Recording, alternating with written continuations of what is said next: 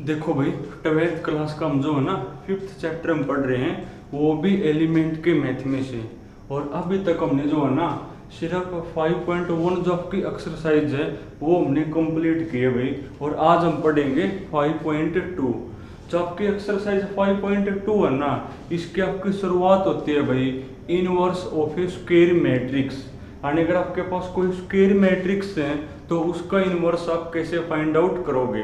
पहले इनवर्स की क्या डेफिनेशन है ना, एक बार मैं वो लिख दूं भाई और फिर आपको समझा दूंगा भाई। यानी इनवर्स ऑफ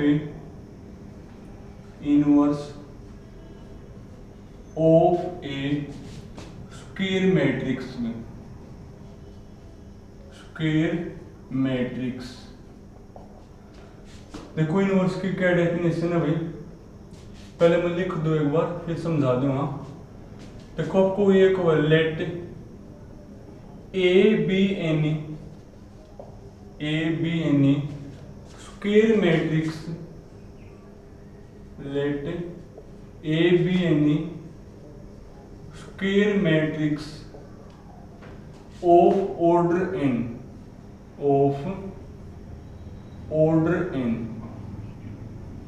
हमने मान लिया भाई कि ए मेरे पास कौन है, कोई स्क्वायर मैट्रिक्स है जिसका ऑर्डर कौन है, एन है।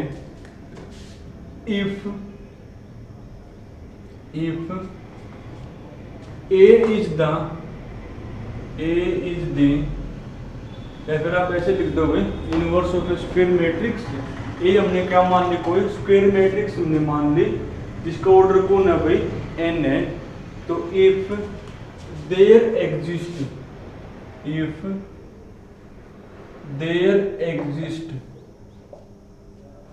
another matrix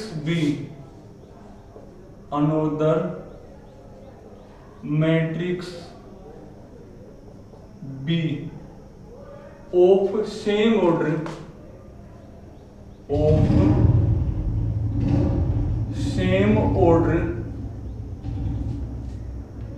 such that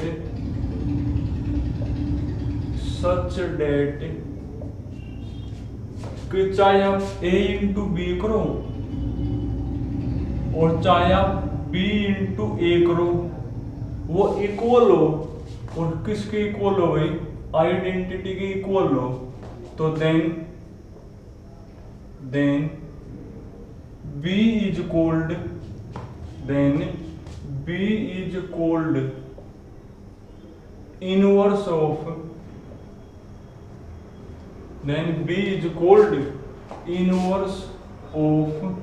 A and denoted by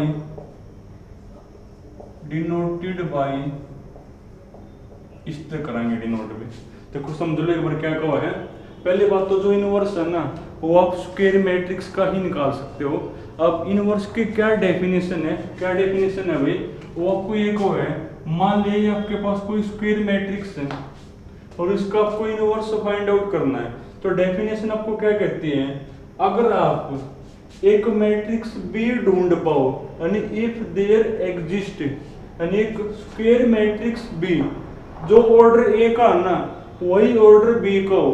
अगर आप एक ऐसी मैट्रिक्स B ढूंढ पाओ, किस प्रकार भाई, चाहे फिर आप A इंटू बी करो चाहे आप B इंटू ए करो, वो मल्टीप्लीकेशन इक्वल हो। नॉर्मली इक्वल नहीं होते ना, पर अगर ये इक्वल हो और किसके इक्वल हो भाई, आइडेंटिटी के, तो जो B मैट्रिक्स आपने ढूंढी है ना वो A का कौन कहलाओगा, इनवर्स। तो जो B मैट्रिक्स आपने ढूंढी है वो A का कौन कहलाओगी, इनवर्स कहलाओगी। एक बार फिर सुनो भाई, इनवर्स की क्या डेफिनेशन है। मान लिया A आपके पास कोई स्क्वायर मैट्रिक्स है, अगर आप एक मैट्रिक्स B ढूंढ पाओ, उस B में क्या खासियत हो, उस B में दो खासियत हो। कौन कौन सी दो खासियत, एक तो जो ऑर्डर A का है ना वही ऑर्डर किसका होना चाहिए, B का होना चाहिए। दूसरी खास बात, फिर चाहे आप A इंटू बी निकाल लो चाहे B इंटू ए निकाल लो, वो मल्टीप्लीकेशन इक्वल हो। और किसके इक्वल हो भाई, आइडेंटिटी की। तो जो B आपने ढूंढी है ना वो A का इनवर्स कहलाओगी। A का क्या कहलाओगी, वो इनवर्स कहलाओगी। लास्ट बार फिर बताऊं भाई, ये इनवर्स की डेफिनेशन है।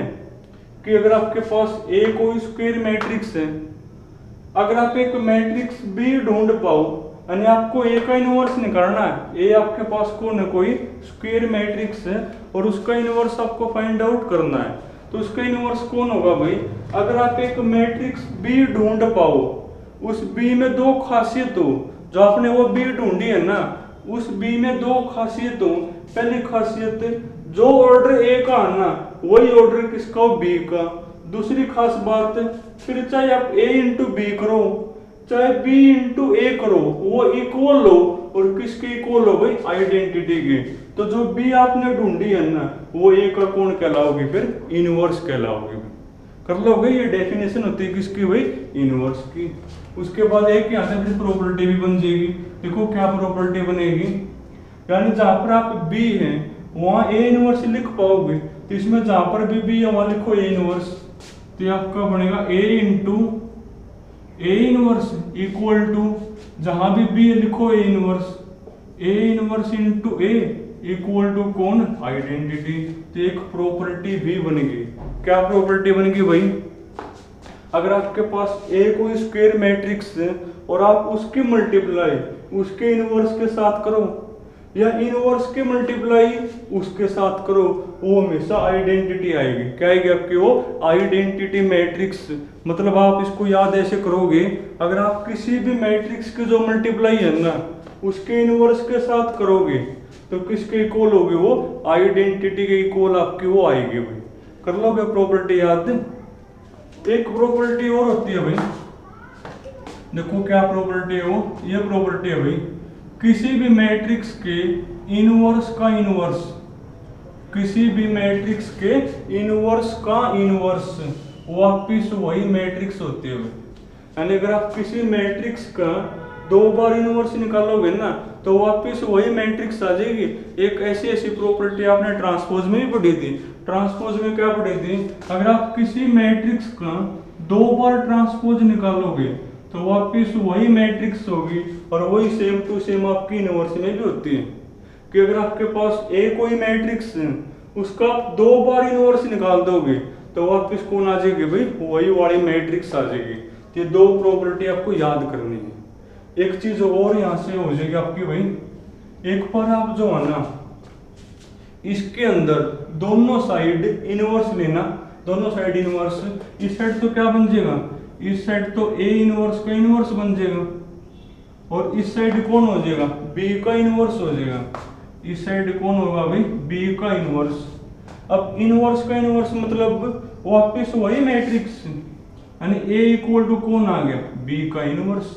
इसका मतलब ये हो गया कि जो आपकी डेफिनेशन है ना वो आपको क्या कहती है, डेफिनेशन आपको इनवर्स की ये कहती है, अगर आपके पास ए कोई स्क्वायर मैट्रिक्स है, अगर आप एक अनोदर मैट्रिक्स एक दूसरी मैट्रिक्स बी ढूंढ पाओ, उस बी में दो खासियत हो, बी में दो खासियत कौन कौन सी हो, एक तो जो आपने बी ढूंढी है ना उसका ऑर्डर वही हो जो ए का ऑर्डर है, दूसरी उसमें खास बात है, फिर चाहे आप उसकी ए इंटू बी निकाल लो चाहे बी इंटू ए निकाल लो, वो इक्वल हो और किसके इक्वल हो भाई, आइडेंटिटी के।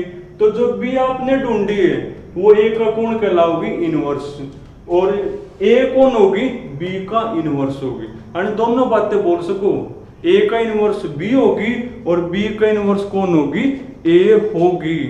और एक आपने ये प्रॉपर्टी याद करनी है भाई कि अगर आपके पास कोई मैट्रिक्स है उसके मल्टीप्लाई आप उसके इनवर्स के साथ करोगे या इनवर्स के मल्टीप्लाई उसके साथ करोगे तो वो हमेशा इक्वल होगी और किसके इक्वल होगी, आइडेंटिटी के। और एक ये प्रॉपर्टी है भाई, अगर आप किसी मैट्रिक्स का दो बार इनवर्स निकालोगे ना तो वापिस वही मैट्रिक्स आ जाएगी। और जब भी वो ये कहो है define the inverse of A matrix, तो हमेशा आप ये वाली चीज लिख के आओगे पेपर में भाई कि मान लिया ए मेरे पास कोई स्क्वायर मैट्रिक्स है, अगर आप एक अनोदर मैट्रिक्स बी ढूंढ पाओ, उस बी में क्या खासियत हो, उसका ऑर्डर वही हो जो ए का ऑर्डर है, और दूसरी खास बात ए इंटू बी और बी इंटू ए इक्वल हो और किसके इक्वल हो भाई, आइडेंटिटी के। तो ये जो बी है ना वो ए का इनवर्स कहलाओगी और ए बी का इनवर्स कहलाओगी। ये बात आपने प्रूव कर दी, यहां से कर लोगे ये। इसके बाद ये तो इनवर्स की डेफिनेशन होगी। अब आप इनवर्स फाइंड आउट कैसे करोगे वो देखो भाई। तो पहले वो फॉर्मूला बना लेते हैं एक बार, उसके बाद वही आपने अप्लाई करना है। अगर आपके पास ए कोई स्क्वायर मैट्रिक्स है और आपको उसका इनवर्स फाइंड आउट करना हो तो कैसे निकालोगे? देखो यहीं से बन जाएगा फॉर्मूला आपका। आपने पीछे एक एडजॉइंट ऑफ जो मैट्रिक्स है उसमें एक प्रॉपर्टी पढ़ी थी। क्या प्रॉपर्टी पढ़ी थी भाई? A into adjoint A equal to होता भाई एडजॉइंट ए इनटू में ए इक्वल टू होगा भाई डेटर्मिनेंट ऑफ ए इनटू में कौन आई एन। ये प्रॉपर्टी हमने पढ़ी थी कि A into adjoint A equal to adjoint A into A equal to determinant of A into I n. आप तीनों साइड डेटर्मिनेंट ऑफ ए से कर दो डिवाइड, तीनों साइड क्या कर दो डेटर्मिनेंट ऑफ ए से करो डिवाइड। करने के बाद डिवाइड तो ये आपका बनेगा a into adjoint A upon में कौन determinant of A equal to भाई यहां भी करो डेटर्मिनेंट ऑफ ए से डिवाइड। तो यहां आपका बनेगा एडजॉइंट ए अपॉन में कौन डेटर्मिनेंट ऑफ ए इनटू में ए इक्वल टू। जब आप यहाँ डेटर्मिनेंट ऑफ ए से करोगे डिवाइड तो डेटर्मिनेंट ऑफ ए से डेटर्मिनेंट ऑफ ए क्या होगा कैंसिल हो जाएगा, यानी इक्वल टू कौन है भाई आई एन। और अभी अभी आपने जो इनवर्स की डेफिनेशन पढ़ी थी देखो ये वाली चीज उसके जैसी नहीं है। अगर मैं इस पूरी को बी मैट्रिक्स मान लूं, इस पूरी को मैं क्या मान लूं बी मैट्रिक्स, तो a into B equal to B into A equal to कौन है आइडेंटिटी। तो इनवर्स की जो डेफिनेशन है वो क्या कहा है कि ये जो बी मैट्रिक्स है ना वो ए का कौन होगी इनवर्स होगी। अरे डेफिनेशन आपने यही तो पढ़ी है। अगर मेरे पास ए को स्क्वायर मैट्रिक्स है, अगर आप एक बी मैट्रिक्स ढूंढ पाओ उस बी में क्या खासियत हो, उस बी में खासियत हो भाई कि फिर चाहे आप ए इंटू बी करो चाहे बी इंटू ए करो वो इक्वल हो। और किसके इक्वल हो भाई आइडेंटिटी की। तो जो बी आपने ढूंढी है वो ए का इनवर्स नहीं होगी, ये बी आपकी कौन होगी ए का इनवर्स, जिसको हम ए की पावर -1 से लिखते हैं इनवर्स को। तो वही सिचुएशन बनी हुई है। आप ये सोचो ना a into B equal to B into A equal to identity है ना। तो इनवर्स की डेफिनेशन कहती है कि a का इनवर्स कौन होगा ये b होगी। तो therefore a inverse equal to कौन होगा b, और b कौन है मेरी भाई adjoint a upon determinant of a। तो जिसको अब तक कुछ भी समझ में नहीं आया ना भाई तो उसको ये याद करना पड़ेगा। सीधी सी बात है पेपर में ये चीज नहीं आती कि फॉर्मूला कहाँ था आया। पेपर में फॉर्मूला यूज होगा कि आपको ए को स्क्वायर मैट्रिक्स दी मिलेगी और बोलता है इसका इनवर्स निकाल लो। अब जिसको फॉर्मूला ही नहीं पता होगा देखो वो तो नहीं निकाल पाओगा।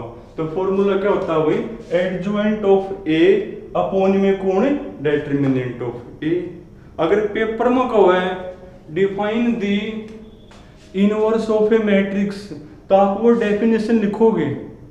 कई जो है ना किसी को बोलती हो आप कि इनवर्स ऑफ ए मैट्रिक्स क्या होती है तो ये फॉर्मूला बताओगा, ये तो फॉर्मूला निकालने का। आपको अगर डेफिनेशन तो वही बताओगे कि ए मेरे पास कोई स्क्वायर मैट्रिक्स है, अगर मैं एक मैट्रिक्स बी एग्जिस्ट करवा पाऊं और उस बी में क्या खासियत हो जो ऑर्डर ए का वही ऑर्डर किसका हो बी का हो। और दूसरी खास बात है A into B equal to B into A equal to identity. तो बी कौन होगा ए का इनवर्स। डेफिनेशन वो है और फॉर्मूला ये निकालने का कि अगर आपके पास ए को स्क्वायर मैट्रिक्स है और उसका इनवर्स आपको निकालना है तो फॉर्मूला ये होता है adjoint A upon determinant of A. यानी जब आपको इनवर्स निकालना है तो एडजॉइंट ए आपको चाहिएगा, जो कि हमने 5.1 में निकालना सीख लिया। क्या होता है adjoint of A matrix? Definition थी भाई transpose of the matrix formed by cofactor. Cofactor से पहले आपको क्या चाहिए माइनर, यानी पूरा पूरा वही प्रोसीजर होगा। पहले माइनर निकालोगे फिर कोफैक्टर निकालोगे और फिर कोफैक्टर मैट्रिक्स का करोगे ट्रांसपोज। तो एडजॉइंट ए आ जाएगा, और आपको डिटरमिनेंट ए से करोगे डिवाइड तो ए का इनवर्स आ जाएगा। तो जिसको अब तक कुछ भी समझ में नहीं आ रहा है, ये इनवर्स का फॉर्मूला उसने याद करना है कि ए इनवर्स कौन होता है, adjoint A upon determinant of A होता है। इस फॉर्मूले को देख के एक चीज और आपको देखो पता लगनी चाहिए भाई, देखो किसी को पता लग रही हो तो कि इससे देखो हमें एक चीज पता लग रही है कि हर एक स्क्वायर मैट्रिक्स का जो है ना इनवर्स पॉसिबल नहीं है।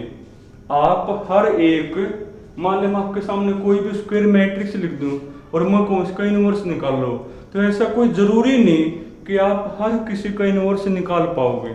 आप इसको देख के बताओ कि इसका जरूरी नहीं है कि इनवर्स आप नहीं निकाल सकते। कब आपके लिए कहना ये शेप होगा कि हाँ इनवर्स हम निकाल सकते हैं, और कब आप ये कहोगे कि इनवर्स हम नहीं निकाल सकते, इसको देख कर पता लग जाएगा। देखो जो डिटरमिनेंट ऑफ ए है ना वो डिवाइड में है, और कभी भी डिवाइड में जीरो नहीं हो सकता। कभी भी जो डिवाइड में है ना वो जीरो नहीं हो सकता। यानी इनवर्स आप तभी निकाल पाओगे जब डिटरमिनेंट ऑफ ए को नॉट इक्वल टू जीरो। तो ये कोई जरूरी नहीं कि आप हर किसी का इनवर्स निकाल सकते हो, कोई जरूरी नहीं है भाई।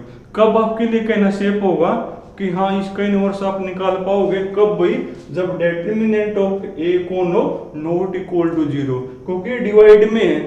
अगर इसकी वैल्यू जीरो आ गई तो आप डिवाइड कर ही नहीं पाओगे। तो आपके लिए कब ये शेप होता है कि इनवर्स आप निकाल पाओगे जब डिटरमिनेंट ऑफ ए को नॉट इक्वल टू जीरो। और अगर किसी मैट्रिक्स का जो डिटरमिनेंट है अगर वो नॉट इक्वल टू जीरो तो वो जो मैट्रिक्स वो कैसी होती है, नॉन सिंगुलर। यानी जो इनवर्स है ना वो सिर्फ नॉन सिंगुलर का ही पॉसिबल है। किसका पॉसिबल है भाई, नॉन सिंगुलर। अगर आपकी जो मैट्रिक्स है वो सिंगुलर मैट्रिक्स है ना उसका तो इनवर्स आप निकाल ही नहीं सकते। यानी सबसे पहले आप ये चेक करा करोगे कि उसका इनवर्स पॉसिबल है कि नहीं है। और वो कैसे चेक करोगे, आप उसका निकालोगे डिटरमिनेंट। अगर वो डिटरमिनेंट इक्वल टू जीरो आ जाए तो वही लिख दोगे इनवर्स डज नॉट एग्जिस्ट। अगर वो नॉट इक्वल टू जीरो है तो आप इनवर्स निकाल पाओगे। और कैसे निकालोगे, ये रहा फॉर्मूला, बल्कि नोट बना के लिख लो भाई, A is invertible, A is invertible. यानी ए मेरे पास कोई मैट्रिक्स है, वो इनवर्टिबल कब होगी, इफ एंड ओनली इफ। कब भाई, ए इज नॉन सिंगुलर, कि जो आपकी ए मैट्रिक्स है ना वो कैसी होनी चाहिए, नॉन सिंगुलर। या फिर ये कह दो डेट इज, उसका जो डिटरमिनेंट है इक्वल टू जीरो नहीं होना चाहिए। और बीच में मैंने इफ एंड ओनली लिखा है। इफ एंड ओनली का मतलब इससे आप ये लिख पाओगे और इससे आप ये भी लिख पाओगे। यानी ए इनवर्टिबल कब होगी, ए का इनवर्स आप कब निकाल पाओगे, जब उसका determinant not equal to zero. अगर determinant not equal to zero है तो वो इनवर्टिबल होगी। तो ये भी एक नोट आपको भी याद रखना है। तो अब तो जिसको जो समझ में आ गया तो ठीक है, वरना ये फॉर्मूला ही काम का भी मेन तो कि अगर आपके पास ए कोई स्क्वायर मैट्रिक्स है उसका इनवर्स आपको निकालना है तो आपको दो चीज चाहिएंगी, डिटरमिनेंट ऑफ ए और adjoint of A. Adjoint of A कौन होता है, transpose of the matrix formed by cofactor. Question देखो भाई, अब तो ये फॉर्मूला ही है।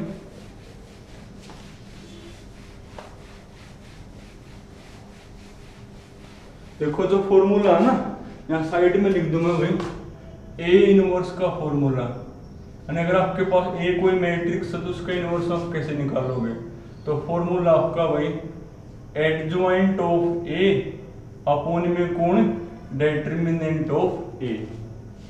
और उससे पहले आप चेक करोगे कि उसका इनवर्स आप फाइंड आउट कर भी सकते होगे, नहीं कर सकते भाई। तो आना एक बार एक्सरसाइज है 5.2। देखो जो फर्स्ट है ना उसमें तो 2x2 ऑर्डर की दी हुई है मैट्रिक्स। चलो 2x2 का ही करवा दें अब तो। जैसे फर्स्ट का सेकंड है भाई, फर्स्ट का सेकंड, इसमें जो ए मैट्रिक्स है ना, ए आपकी मैट्रिक्स है भाई, एलिमेंट उसमें 2, 3, 3 और 5 है भाई। और ऊपर लिखा हुआ find the inverse of the matrix. तो इसका इनवर्स आपको फाइंड आउट करना है। यानी पहले तो आप ये चेक करोगे कि इन्वर्टिबल है भी कि नहीं है, यानी इसका इन्वर्स आप निकाल भी सकते हो कि नहीं निकाल सकते। कब आपके लिए कहना ये शेप होगा कि हाँ इसका इन्वर्स हम निकाल सकते हैं, कब भाई, जब इसका जो डेटर्मिनेंट है वो क्या हो मेरा नॉट इक्वल टू 0। निकालो डेटर्मिनेंट ऑफ ए कैसे निकालोगे, 2 क्रॉस 2 ऑर्डर के है ना, इनकी सीधे मल्टीप्लाई माइनस में इनकी मल्टीप्लाई, तो 10 माइनस में 9 1 है ना, नॉट इक्वल टू 0 है, यानी ए आपकी कैसी होगी, ए इनवर्स एग्जिस्ट, एंड जो ए का इनवर्स है वो एग्जिस्ट करता है, लिख दो ए इज इनवर्टिबल। अब इनवर्स निकालोगे कैसे, ये रहा फॉर्मूला, यानी आपको एडजॉइंट ऑफ ए चाहिएगा।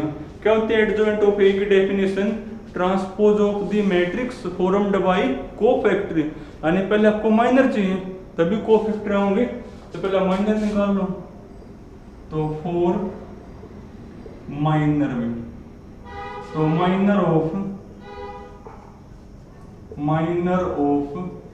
A11 जिसको आप कैपिटल M11 से लिखोगे भाई, देखो क्या बनेगी, ये ना आपका A11 एलिमेंट, ये जिस भी कॉलम में छोड़ दोगे 5 बच गया तो वो लिखोगे।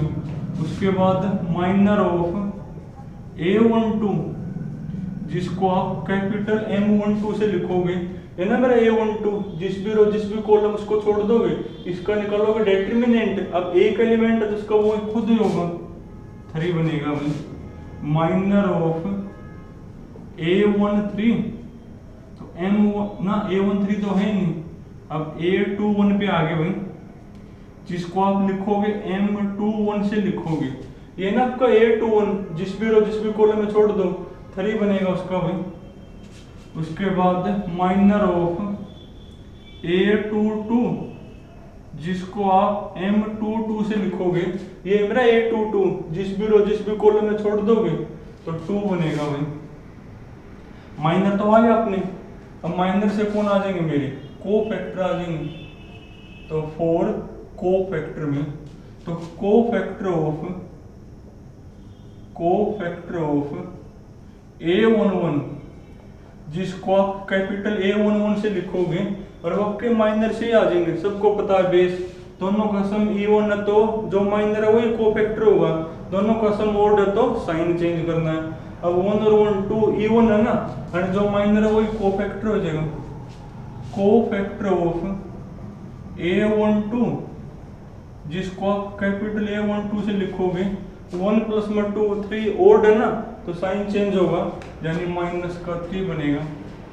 कोफैक्टर ऑफ A21, तो कैपिटल A21 से लिखोगे, आपके बार भी सम ऑड है ना, तो साइन चेंज होगा, यानी माइनस का 3 बनेगा।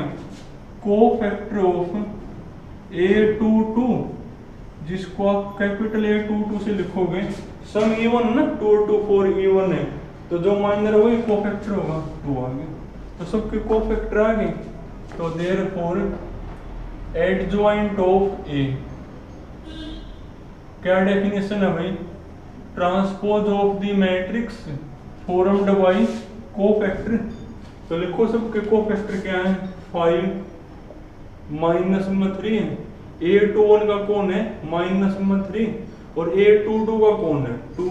अब इसका ट्रांसपोज करना है, करो ट्रांसपोज, क्या बनेगा, तो ट्रांसपोज होगा भाई, फर्स्ट रो की फर्स्ट कॉलम बना दोगे 5 माइनस में 3, सेकंड रो की सेकंड कॉलम बना दोगे माइनस में 3 और 2।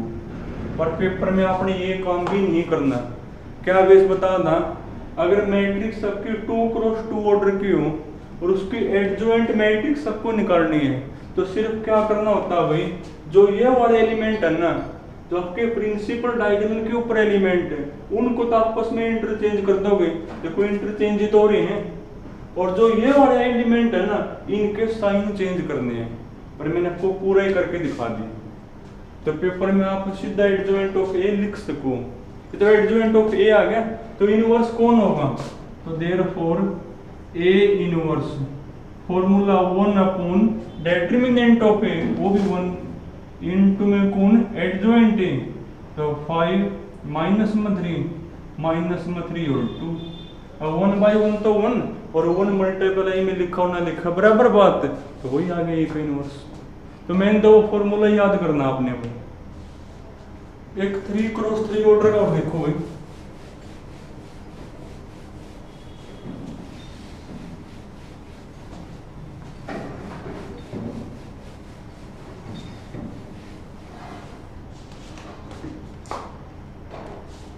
तुम पढ़ो क्वेश्चन नंबर 3 में आओ एक बार,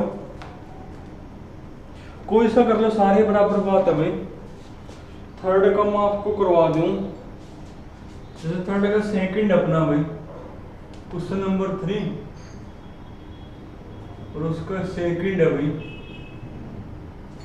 सबसे पहले आप इसको ए नाम दोगे, लेट ए इक्वल टू, ए में आपके एलिमेंट है भाई 1 माइनस में 3, 1 माइनस में 3 0 2 5 1 3 0 और 1 है भाई, और इसका इनवर्स आपको निकालना है। तो सबसे पहले आप क्या चेक करोगे कि इन्वर्टिबल है भी कि नहीं है, यानी इसका इनवर्स आप फाइंड आउट कर भी सकते हो कि नहीं कर सकते। कैसे चेक करोगे, इसका निकालोगे डेटर्मिनेंट, तो निकालो फिर, तो डेटर्मिनेंट ऑफ ए, चलो R1 के अकॉर्डिंग ही निकाल लो, इनके साइन होते हैं नहीं, प्लस माइनस प्लस, तो प्लस का 1 आपका जिस भी कॉलम में छोड़ दोगे, इनका निकालोगे डेटर्मिनेंट, देखो क्या बनेगा 5, ये तो 0 हो गया यानी 5 ही आ गया, प्लस माइनस यानी माइनस का 2, जिस भी कॉलम में छोड़ दोगे, 4 एलिमेंट देखो आपके ये बच गए, इनका निकालोगे डेटर्मिनेंट, क्या होगा -3, तो 0 हो गया यानी माइनस का 3 आ गया। उसके बाद प्लस माइनस प्लस, जिस भी कॉलम में छोड़ दोगे, इनका निकालोगे डेटर्मिनेंट, देखो क्या बनेगा, माइनस में 3 बनेगा तो 0 ही है यानी माइनस का 3 आ गई। करना सोल्व एक बार, तो आपका पड़ेगा 5 प्लस 6 और माइनस में कौन है 9 भाई, प्लस हो जाएगा माइनस माइनस से और माइनस में 9, तो कितना बनेगा ये 6 4 6 5 11 में से 9 गया 2, यानी जो डेटर्मिनेंट कौन आया 2, यानी इक्वल टू कौन नहीं है 0, तो देयरफॉर ए इनवर्स एग्जिस्ट, यानी जो ए का इनवर्स है ना वो आप फाइंड आउट कर सकते हो भाई। अब इसके बाद एडजॉइंट ऑफ ए निकालोगे, क्या डेफिनेशन एडजॉइंट ऑफ ए की, transpose of the matrix formed by cofactor, यानी आपको ए की कोफैक्टरी मैट्रिक्स निकालनी पड़ेगी।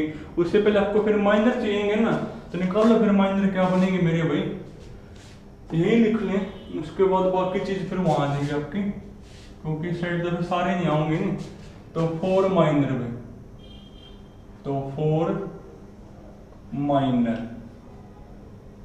अब देखो आप तो पूरा लिखोगे पेपर में, माइनर ऑफ A11, अब A11 एलिमेंट का जो माइनर है वो किससे लिखते हैं भाई, M11 से लिखते हैं, आप पेपर में पूरा लिखोगे।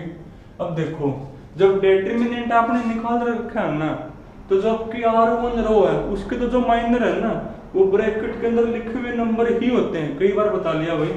तो A11 का माइनर कौन होगा 5, A12 का भाई M12 से लिखोगे वो होगा माइनस में 3, A13 का कौन होगा M13 से लिखोगे वो होगा माइनस का 3 भाई।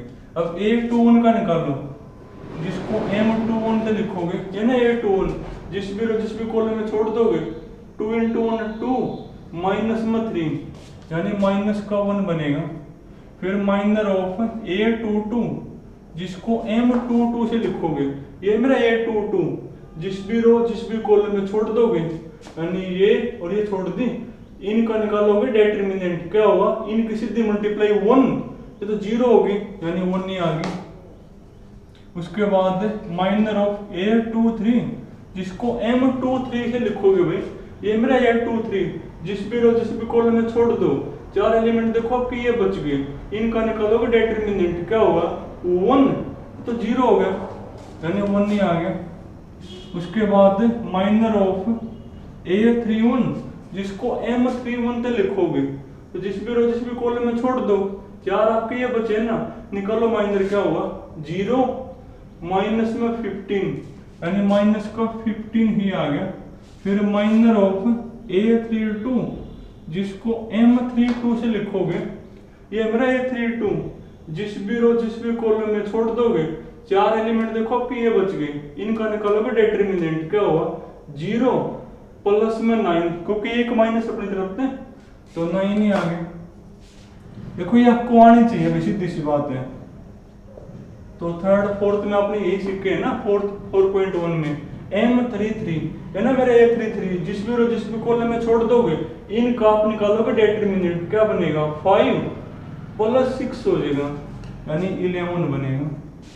इसके बाद कोफैक्टर निकालोगे तो 4 कोफैक्टर में अब A11 का जो कोफैक्टर वो किसे लिखोगे कैपिटल A11 तो लिखोगे, दोनों का सम E1 है ना तो यूं का यूं लिखोगे 5। यहाँ पर सम ओड है, या फिर एक काम करो पहला यूं का यूं अगला का साइन चेंज अगला फिर यूं का यूं फिर साइन चेंज यानी अल्टरनेट चलेगा।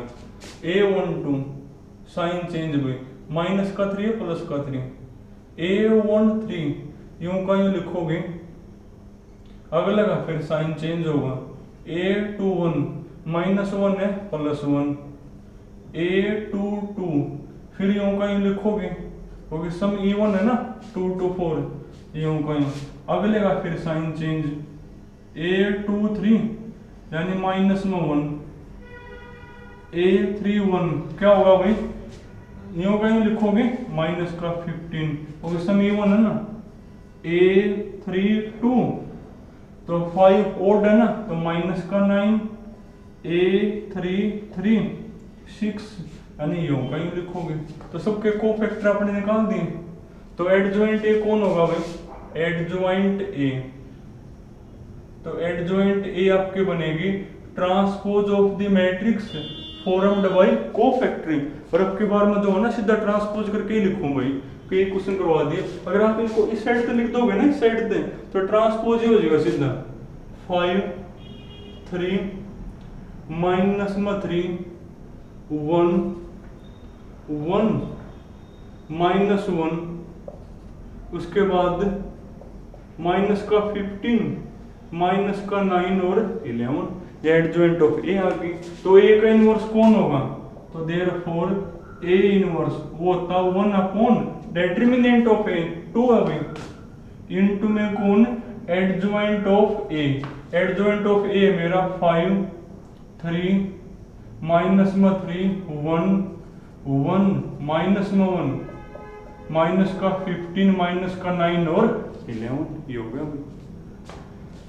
तो आज हमने जो है ना अगर आपके पास कोई स्क्वायर मैट्रिक्स है तो उसका इनवर्स कैसे फाइंड आउट करेंगे तो वो हमने निकालना सीख लिया भाई। तो चलो बाकी फिर कल करेंगे। और आपने जिन जिन क्वेश्चन के अंदर 5.2 में इनवर्स निकालना है ना आप सिर्फ वो ट्राई कर लेना भाई, यानी पहले 6 या 7 तक कर लेना ट्राई या 5 तक कर लियो भाई। बाकी फिर हम आपको लगभग में तो कई हम अप्रूव करना भाई या फिर वेरीफाई करना है। जैसे क्वेश्चन नंबर 4 है, 4 में आपको वेरीफाई करना है, क्या वेरीफाई करना है A inverse into A equal to identity. और ये हमने प्रॉपर्टी भी पढ़ी थी, क्या प्रॉपर्टी पढ़ी थी अगर आप किसी मैट्रिक्स की जो मल्टीप्लाई है ना उसकी इनवर्स के साथ करोगे या इनवर्स की मल्टीप्लाई उसके साथ करोगे हमेशा किसकी इक्वल होगी आइडेंटिटी। अब ये चीज आपने वेरीफाई करनी है, वेरीफाई का मतलब left hand equal to right hand. तो पहले आप लेफ्ट हैंड निकालोगे, अब लेफ्ट के लिए आपको पहले ए इनवर्स चाहिएगा, तो सारा प्रोसीजर ये ए इनवर्स आ जाएगा लास्ट में। फिर जो ए इनवर्स है ना उसकी मल्टीप्लाई करोगे ए के साथ तो पक्की बात हो आइडेंटिटी आओगी। तो कर लेना भाई। जैसे क्वेश्चन नंबर 5 है, कब है पहले ए इनवर्स निकालो तो निकाल लोगे और फिर आपको शो करना है A inverse equal to A square. Show that का मतलब left hand equal to right hand. पहले ए इनवर्स निकालो लेफ्ट आ जाएगी, ए स्क्वायर सबको आता निकालना, कैसे निकालोगे ए स्क्वायर ए इंटू ए करकन है तो आपके राइट हैंड पक्की बात है वो इक्वल होंगी तो वेरीफाई हो गया। तो आपने चलो भाई क्वेश्चन नंबर 5 तक करोगे ट्राई, बाकी फिर कल करेंगे भाई।